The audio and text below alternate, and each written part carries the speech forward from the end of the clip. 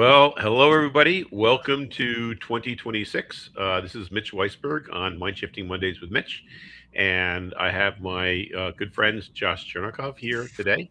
Josh was the person who prompted me to do these initially, and so Josh, I think you've done like 7 or 8 or 9 of it, 9 MindShifting Mondays with Mitch, and we're kind of on a roll, right?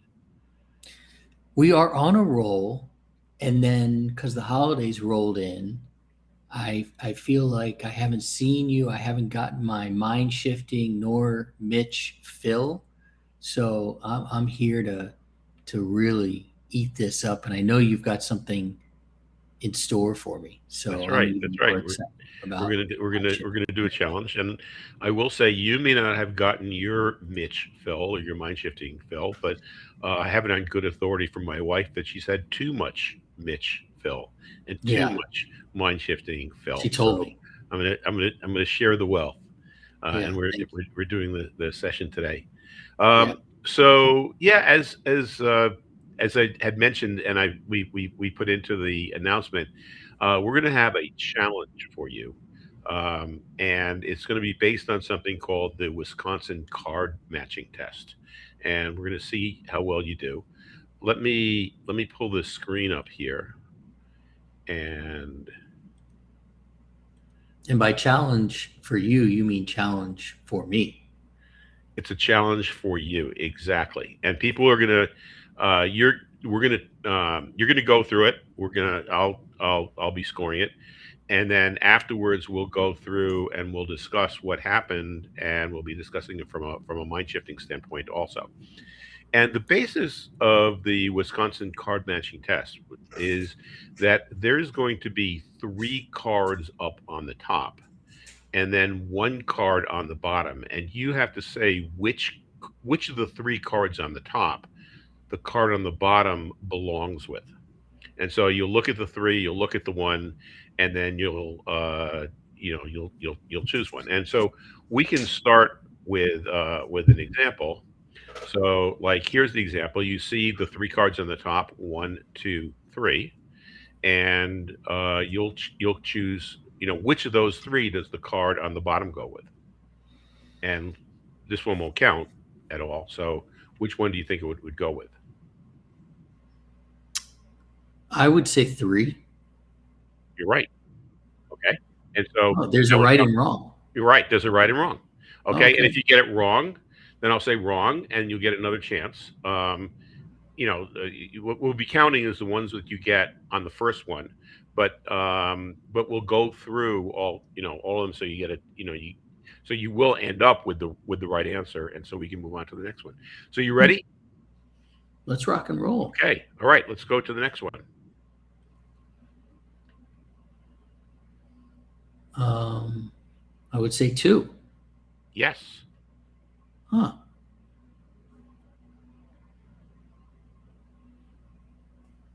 I would say two again. No. Why is that wrong? I can't tell you, but it's wrong. Oh, okay. So choose another one. Oh, I get one. Got it. Okay. Okay. And then Say three. you got it. Huh.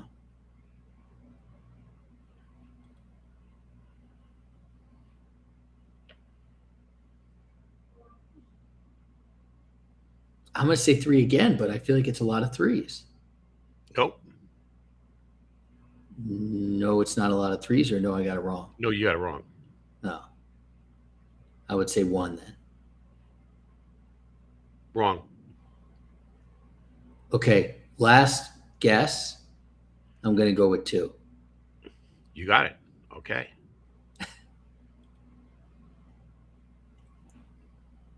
Two, Nope.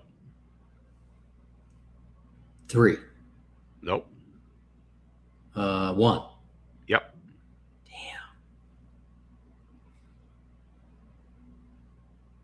it's doing so well. Um, two, Nope. one. Nope. 3. Yep. Oh no, this is not how I wanted to start 2026. Hmm. 2, Nope. 3, Nope. 1, Got it. Okay. 3,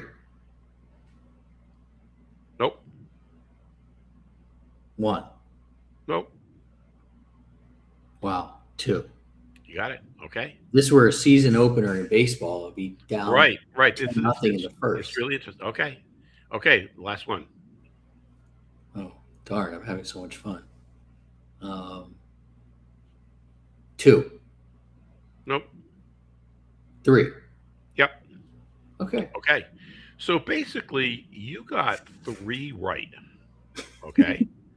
Um, so let's just go. Let's kind of rewind this back. When you first started, and this was the practice one. Like, what were you feeling? Um, Relatively confident Okay. because I got the first one right, but also I don't know why I got it right, so I was a little confused. Ah. Okay. So it's interesting because what people look for is, so what's the pattern? So on this one, the answer was one. What's common between the one on the bottom and the number one card?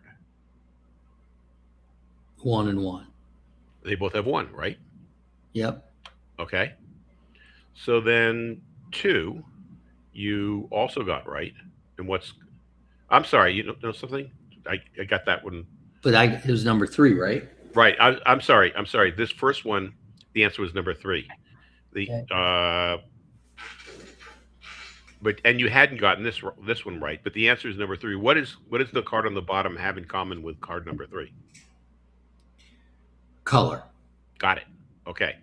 So then you got the next one right because you also this is also you chose color. You said it was two. Yep. Okay. And then the next one, for interesting, you got this wrong, but now what would you say would be the right answer? 1.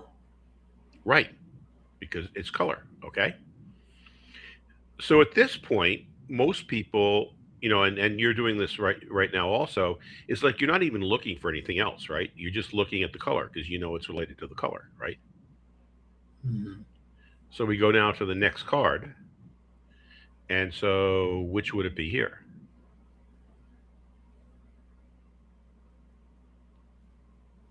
3. Well, that would be the rule. But what you didn't know is that we changed the rules on this card. And so you guessed three, but it's not three. And so eventually it was actually two. And what's common between the middle card and number two? Number. Right. Okay. And so at this point, looking at the next one, 2. right? 1. Right. And again, you're falling into the pattern, right? 3. Got it. Yep. 1. Um, Unless you change the rules on me. no, because this is the rule right here. Yes, one. I'm sorry. Right, you're right. One. I'm looking like there's one dot on number two, so I'm thinking no, but it's card number one. Right. You're right. You're right. You know, and again, um, okay, and then you get this because it's two, right? And then we changed the rules again, which you didn't know, and so you would have gotten this one wrong because we changed it back to color. And so the correct answer to this is three. Now where this comes into mind shifting is that in real life situations change all the time and we don't know the rules. And so we start off And eventually we figure something out and we come up with a rule. And then we get conditioned to look for that rule. But situations change. So knowing that it's ranked on number and then number and then number, and then all of a sudden you get on the number and you get it wrong, how do you feel at that point? Like you hoodwinked me. Exactly. You start judging the situation, either judging me or judging the situation or judging yourself. Like, I knew it was this. And a lot of people would persist. It's like, no, I know this is, I know that this should be matching two. Um, actually, we're on color. Sorry. I know this should be matching three. And so when I say wrong, it's like, no, you got it wrong. And so we would persist. But the fact of the matter is, sometimes situations change. And another aspect of situations changing is is the pressure that we bring on ourselves, especially when there are rewards. So what if you were doing this game and you got $10 for each one you got right on the first one, but you lost $15 for each one you got wrong, and then the rules changed. It Hmm. then becomes, what do you do to yourself? I blame you. Right. And you feel pretty, you're some bad feeling, either anger, right? Hmm. Um, or just blame, or um, but feeling that anger or feeling that blame or feeling down, does that affect positively your ability to continue to evolve and get this right and figure out what the next rule is? It certainly affects your confidence, makes you, I feel like it made me start to second guess Hmm. myself. And so then, since I'm a big believer in gut instinct, then I'm like, well, maybe don't go with the gut, try something else. And so it really kind of throws your whole thought process into a tailspin. And that applies to so many situations where we attach reward or punishment to results, where we say, we need this sale or my business fails. I need this sale or um, something bad happens, or I need this. I need to win this point, or I'm going to lose the set. And the more we put the pressure on us, actually, what the data shows is the worse we get, and the more we can pull ourselves back and say, well, you know something, I'm doing this for the game, and I got some feedback that the information is wrong. Okay, I'm back to equanimity. Let me see if I can figure out what the rule is so that I can get it so I can get it ready on the next one. And so that's really one of the basic whole bases of mind shifting, is to be able to realize I'm putting pressure on myself or I'm putting pressure on this other person. That's going to negatively affect their performance. How do I turn this back into a game, or how do I go back into a curious frame of mind rather than a pressure frame of mind, Hmm. so that I can just use the information as feedback. And Interesting. so that was kind of the lesson that I wanted from here, is that a situations change, and our immediate reaction, if we're not self-aware, is to blame anyhow. It's like, wait a minute, I know I had this right. I'm going to persist. I'm going to still guess number two. No, or I'm still going to guess number three. No, that's wrong. No, no, no. He must not have heard me. I'm going to say number three again.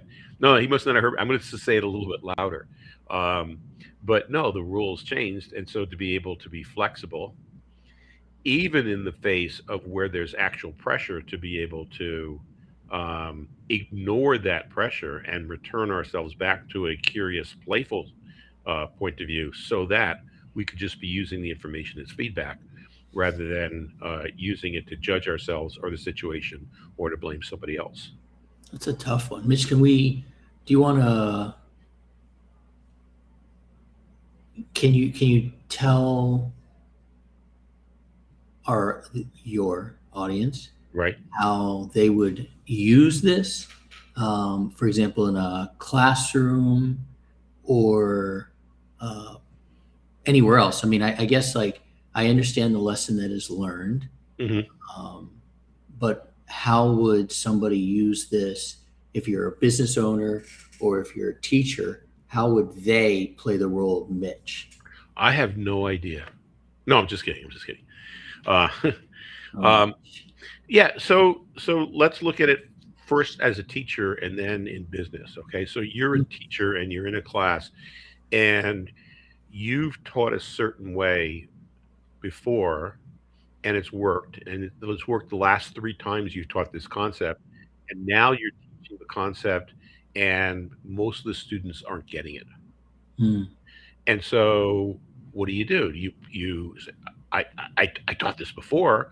I know I got it right. I guess maybe I have to just repeat it. Maybe I have to say it louder. Maybe the students, maybe it's just a dumb batch of students, whereas it might be that in the past you had, let's just say you had all white middle class students, and now all of a sudden, half of your students aren't white, and they don't have the same references, cultural references that you've been using to teach the information. And so, the more you're judging them or yourself for not having done it, the less likely you are to be resourceful. The more you say, "Oh, you know something? I just taught this. The students didn't get it. I wonder what I could try to get the students to get it this time and how that affects other lessons." And so you catch yourself. I was getting angry, I was getting frustrated. I calmed myself down. I did some meditation, I did positive self-talk or something. Now I'm back in the curious mode. Okay, I just taught this. Students didn't get it. What do I do? In business, you prepare for a talk with somebody who reports to you, and you delegated them something to do, and it worked. And then you delegate something else to maybe the same person, maybe another person, and it works. And then you delegate it to another person, and it doesn't work. And you start thinking, gee, I'm doing this wrong. Or you start putting pressure on yourself. My gosh, if this doesn't go right, um, or something bad's going to happen to my business. I've got to take over and I've got to do it. right. Whereas if you can catch yourself and say, wait a minute, it's just like a situation changed.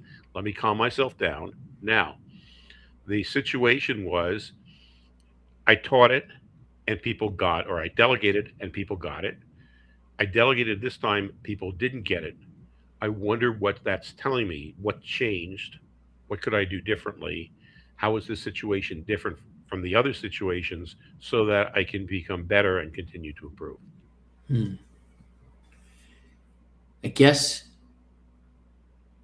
for me, if I'm understanding this correctly, as the your guinea pig here, your human, uh, Right. that there are going to be situations. There are situations when I am growing my business where, as I'm managing somebody, that I might not know the circumstances that changed in their life. And while something worked one day, it might not work the next because I don't know the changes that occurred. And I don't necessarily need to lose my confidence or beat myself up.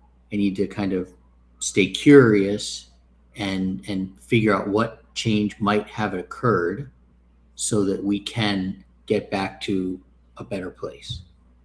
Right. Right. We can get back to continuing to improve so that the next time you're even better and you're even better prepared. Mm-hmm. And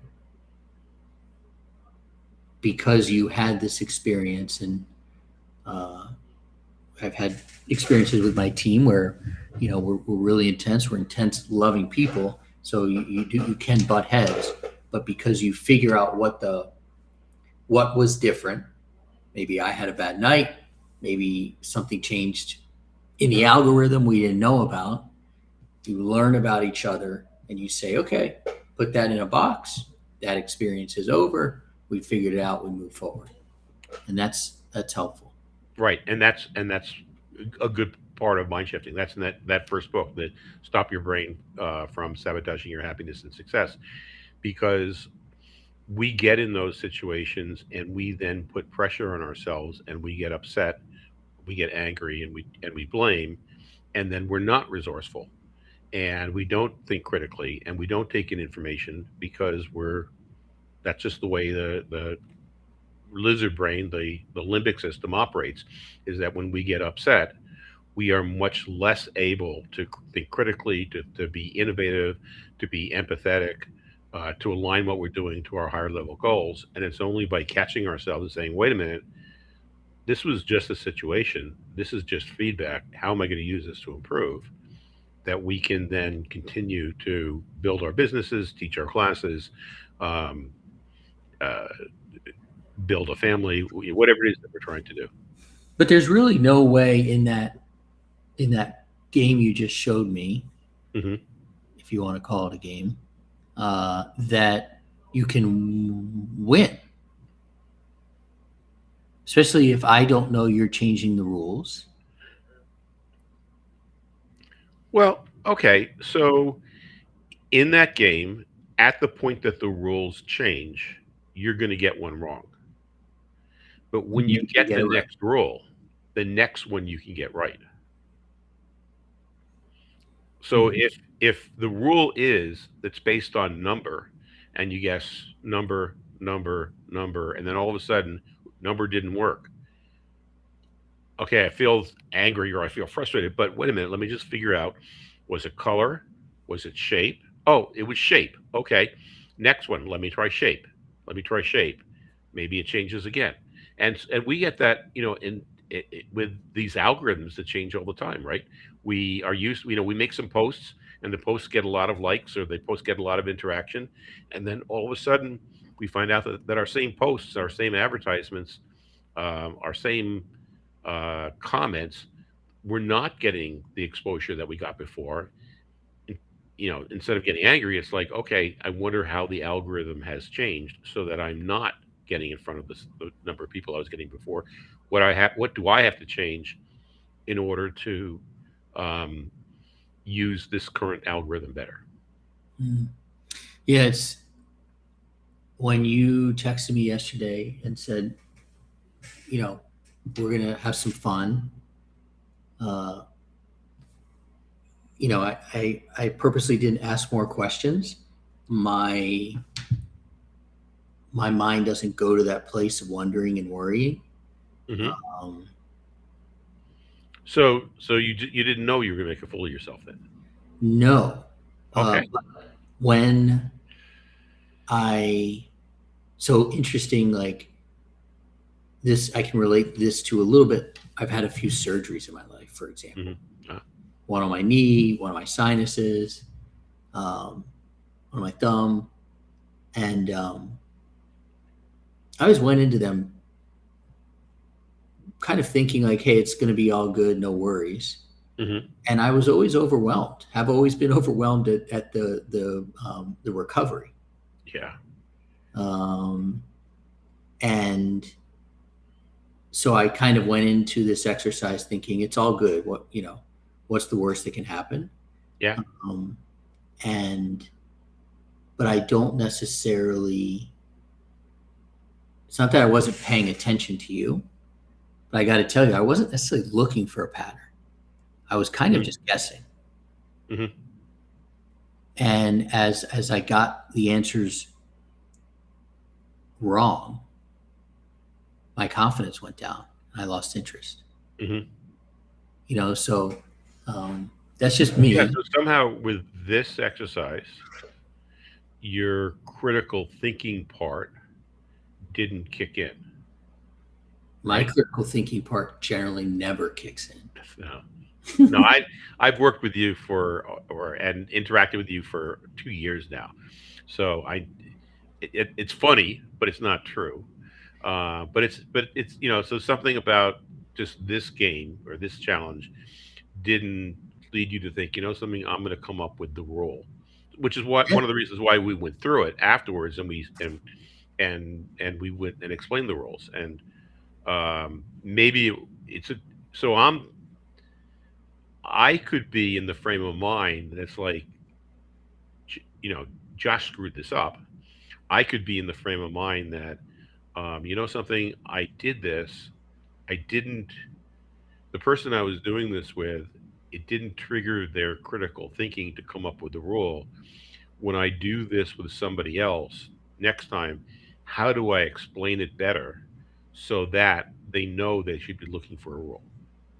Yeah. And so that's the mind shifting for me. Instead of blaming myself or blaming you or blaming the game, say, okay, so what I was expecting was that, somebody would look at this, they would come up with a rule.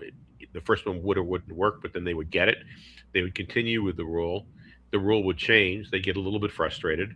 Um, they might persist with the old rule because they were so sure that they were right, which a lot of people do. But eventually they would go to the new rule, and then the rules would change, and they get frustrated again, and then we could go and this and we could discuss that. And this turned out to be different. I think it's a little bit, for me, it's the mind of the entrepreneur, which hopefully I would imagine a lot of people out there can relate to who are listening, which is, something I learned from a friend of mine, Elliot Neff, who's a chess expert, fail first attempt in learning. And Alvin, who's, produces this show Hmm. for you and is on my team as well, um, would tell you that I have no problems failing. And even today, we were working on something in a project management tool, Basecamp, and he started like 3 steps in. I was like, dude, I need you to go to step 0, as simple as that sounds. I need to see that first page. I Hmm. need to see you click and go and click and go and click and go. And then I learned it, and I believe now I'll be fine. Hmm. But I have no problem failing first Right. attempt at learning. And I believe that if we took this test again, I'd be perfectly fine. But my first time out of the gate, for a lot of things, my wife would admit to this, I Hmm. don't necessarily listen, but I also don't necessarily, you know, um, uh, take losing that hard. Dust yourself off, and get back up again and go. Yep. Yeah.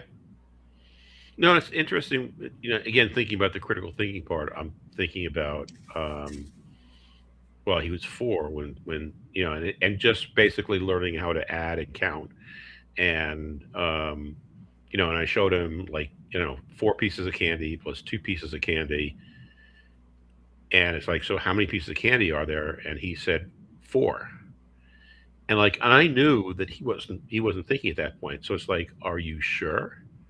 And then with the "Are you sure?" he was like, he takes a step back, he looks at it, and you can see the fingers growing. It's like, oh, 6. And then we drew it up, and then, but that got him to critically think. So you could have, or I could have in that situation, got angry and said, forget it. He's just never going to learn how to count, or he's never going to learn how to add, or he's Mhm. too young for this. But it's like, well, how can I adjust this so that he gets the benefit from it? And so that's what we do when we're resourceful, and that's what you tend to do that also. Hmm. It's just so interesting as you're saying that, it takes me back to one of the reasons that I felt qualified to start a tutoring company when I was a subpar student. Um, I had a lot of tutors because eventually my family, my mom and my dad, got to a point where it was not really smart for my dad to teach me. Hmm. And he wanted to help, but it wasn't working out. And so as you're kind of talking through your tutoring session there, I'm going back to the tutoring sessions with my dad. Um, and so it's just so interesting how in business and in life, we are so impacted by things near, this game we just had, and things Yep. far.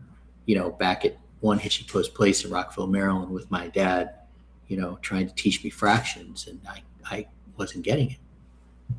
Right. but it can impact you in so many different ways. And you, Mitch, have no idea until I open my mouth to tell you that what you're saying is I've gone into this world back where I'm, 8 years old, and struggling with math, so it's kind of really underscores what you're saying is that you don't know what people are experiencing, and the rules changed on you just now. Right. Because you were talking and I went to a different place. And when the rules change and things don't work, our natural and our quick reflex is to judge, which then triggers fight, flight, freeze, which then inhibits our ability to think critically, to think creatively, to align our actions to what we really want. And so then we have to be self aware, say, well, wait a minute, I'm feeling anxious here or angry here, or I'm judging this. Let me calm myself down. What do I really want to happen? Do some breath work, some mind shifting, mindfulness if you want to. And then now, how can I be resourceful in this situation? And that's really what this game was designed to illustrate. Makes me think this is a very long season. Yes. Life, selling, Life. learning, and it's a long season, and the rules are going to change on you over and over again. Yep. And so, you want to take us home? Like, what did you learn from this session? What did I learn from this session? I'm not sure. I learned a lot, fine, but more importantly, reinforced for me that I am meant to be an entrepreneur. That I'm able to step into a situation like this. By the way, literally 3 minutes before I was on the phone with a banker because we're doing a refinance and rock and roll. Let's go. I have no problem. Don't know how many people are listening to this or will see it. Failing in front of people because I know as a person that it's my first try. Yep. And as my dad always said, and we will be putting this on a bench next to him where he is buried. You grow up and you grow not down. Right. And I think it's also super interesting that my wife just walked by and your wife just walked by. Right. What do we learn from that? That wives will walk by. That we work from home. But my wife had a cast. Your wife didn't have a cast. No. How is your wife doing? Good. She's on a much smaller cast now. She has no pain, and she's probably another 2 weeks with the cast. Then she's free. That's good. I'm glad. Yeah, so it's good. Okay, so you learned that you can get yourself into resourceful mode, and next week is we're having an instructional designer from Finland who's going to be talking about mind shifting and a course that she developed to teach resourcefulness. So that's what we'll be talking next week with Mind Shifting with Mitch. Thanks for having me. So, Josh, we're on. Josh, thank you so much for coming.